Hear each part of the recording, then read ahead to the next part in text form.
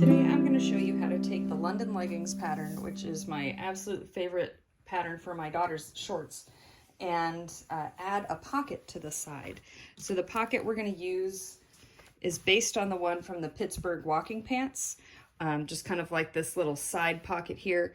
But you may notice this pattern has a waistband, and the London leggings have a fold over at the top. So we'll hack this a little bit to add a stripe down the side and a pocket. So the first thing I've done here is just printed out the standard London leggings pattern and the size that I want.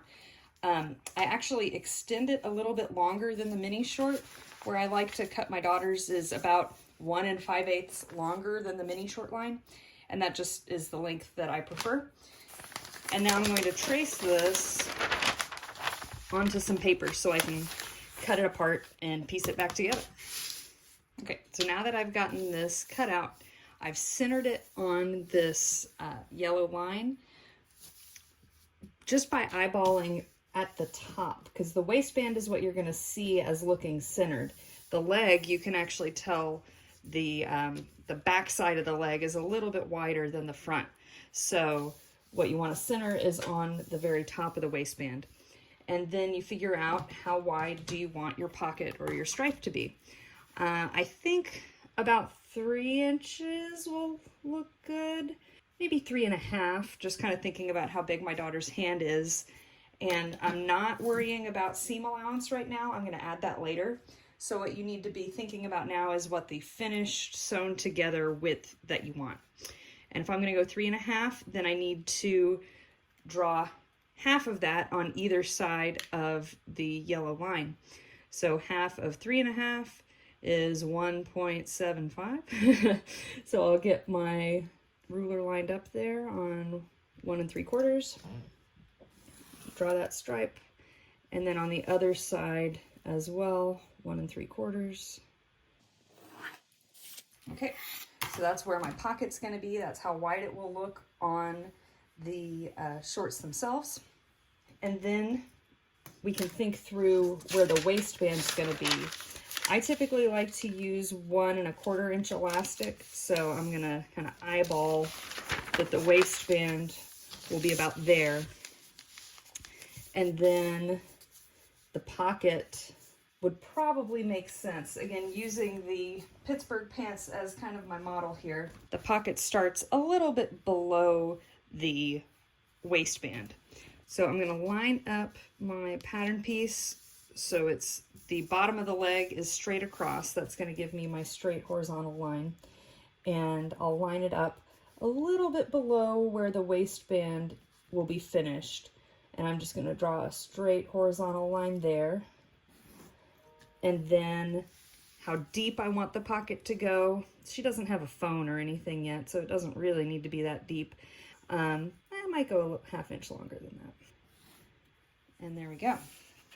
So all I've done here is just cut along those straight vertical lines.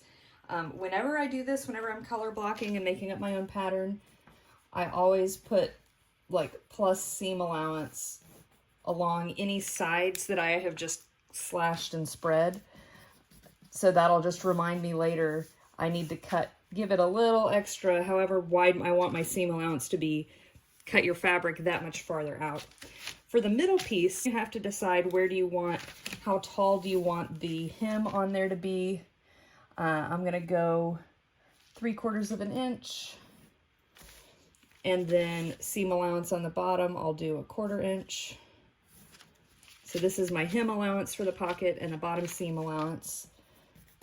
Plus both sides are gonna need that extra.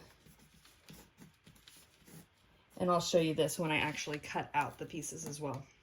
I'm gonna like make this line a little bit darker because this seam allowance actually goes both ways. We're gonna need one piece that's from here down, and then this piece is from here up. So we'll measure both pieces off of the same little pattern piece. I'm a creature of habit, so I've highlighted on the seam allowance lines where I need to actually cut 1/4 inch further out than the edge of the pattern piece, just because If I don't mark it very obviously, I'll forget as I'm cutting and just cut right along the pattern piece. So all of the other lines have seam allowance included. Just these ones where we cut and spread do not have seam allowance in that pattern piece right now. So let me do the sides first. We'll need to cut 2 mirrored for each of these. I'm using a double brushed poly, but you can really use just about anything stretchy. For children's leggings, they're very flexible. And the very first thing I'm going to do is cut that side that's needs a 1/4 inch added. And then everywhere else I can just cut on the pattern. This is folded over, so I'm going to get 2 mirrored pieces. All right. There's side 1. Do side 2. Again, line it up with the bottom of the hearts. We can use the same, oh, but remember, give that extra 1/4 inch. Almost cut it wrong. I'm just gonna eyeball that 1/4 inch there. 2 of those. Now we need to cut the stripes. So first, I'll cut the piece below the pocket, so that I'll use the upper seam allowance line. And make sure this is on the fold, we're getting 2 of them, and we leave a 1/4 inch on the left and right. So I'll add that 1/4 inch first. So there's 2 of our piece number 1. Piece number 2 is the pocket top. So we'll fold it at the bottom seam allowance line and the hem allowance. Now we'll cut 2 of these, making sure to add that seam allowance to the sides. And then right on the pattern piece for the top. Okay. So here's 2 of our piece number 2. And then piece number 3. Same bottom, opened all the way up to the top. 2 of those again, adding side seam allowance again. Okay, there's piece number 3. So now all we need is our elastic, and we're good to go. So now that you've gotten all your strip pieces cut out, you'll want to take piece number 2. For me, that one's the middle length, but just depends on how long your shorts were.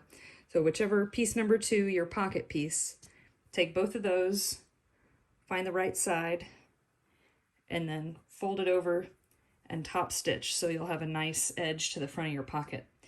I'm going to do mine on a cover stitch, but you could use any kind of stretch stitch, double needle, zigzag, whatever you've got to top stitch that with some stretch.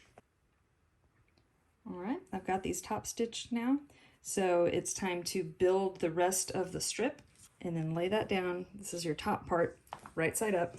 Then you'll take one of your pocket pieces and put that right side up, lining up the bottom edge.